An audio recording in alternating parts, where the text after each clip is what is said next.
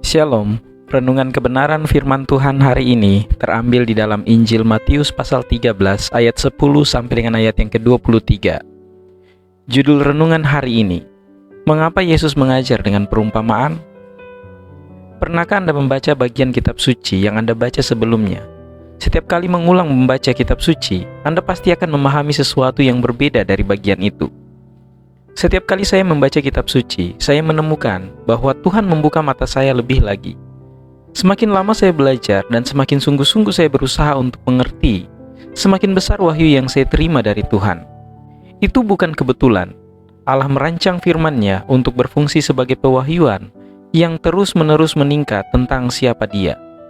Dalam bacaan kita hari ini, para murid bertanya kepada Yesus, mengapa Ia selalu mengajar dengan perumpamaan. Tanggapannya mungkin tampak agak samar di permukaan, tetapi sangat masuk akal setelah kita memeriksanya. Kepadamu diberi karunia untuk mengetahui rahasia kerajaan sorga, tetapi kepada mereka tidak, karena siapa yang mempunyai kepadanya akan diberi, sehingga ia berkelimpahan. Tetapi siapa yang tidak mempunyai, apapun juga yang ada padanya akan diambil daripadanya. Ayat 11 sampai dengan ayat yang ke-12. Tidak ada kebenaran yang hanya untuk orang yang dewasa rohani dan yang lain untuk yang terhilang. Juga bukan tujuan Yesus mengatakan bahwa Dia tidak ingin pendengar untuk memahami kebenaran-kebenaran itu. Sebaliknya, apa yang Yesus jelaskan adalah kondisi hati manusia dan cara kita memahami apa yang diperlihatkan kepada kita. David Gusyik berkata, matahari yang sama yang melembutkan lilin, mengeraskan tanah liat. Dan dengan demikian pesan Injil yang sama bagi yang merendahkan hatinya, yang sungguh-sungguh dan menuntun kepada pertobatan, juga dapat mengeraskan hati pendengar yang tidak sungguh-sungguh dan meneguhkan orang yang berada di jalan ketidaktaatan mereka. Dengan berbicara dalam perumpamaan, Yesus menempatkan tanggung jawab di pundak kita untuk memahaminya. Kita bisa melihat pengajaran firman sebagai cerita lucu, atau kita bisa menggalinya dan menemukan permata pengetahuan yang mengubah hati kita. Perumpamaan Yesus bukanlah ilustrasi yang membuat hal-hal sulit menjadi jelas bagi semua orang.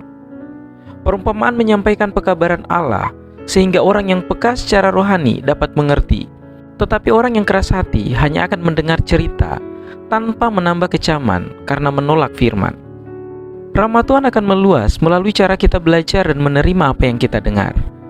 Tuhan tidak ingin kita dikutuk untuk apa yang belum kita pahami, juga tidak ingin kita diliputi oleh apa yang belum kita ketahui.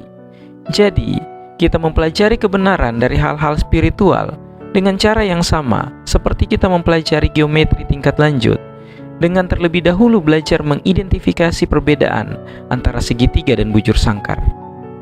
Kita semua menjalani kehidupan ini dengan kecepatan yang berbeda. Tuhan tahu kita tidak semua belajar dengan kecepatan yang sama. Dia menunjukkan belas kasihan kepada kita dengan membiarkan kita maju dengan kecepatan yang berbeda. Oleh karena itu, marilah kita bersabar satu sama lain dan dengan diri kita sendiri. Jangan pernah lelah untuk mencari dan belajar. Marilah kita meminta Tuhan untuk membantu kita agar mengerti, karena kita memiliki janji bahwa siapa yang mempunyai kepadanya akan diberi, dalam ayat yang ke-12. Pengertian kita akan terus bertambah saat kita terus mencari dan bukan hanya melihat. Kiranya Tuhan Yesus memberkati kita semua.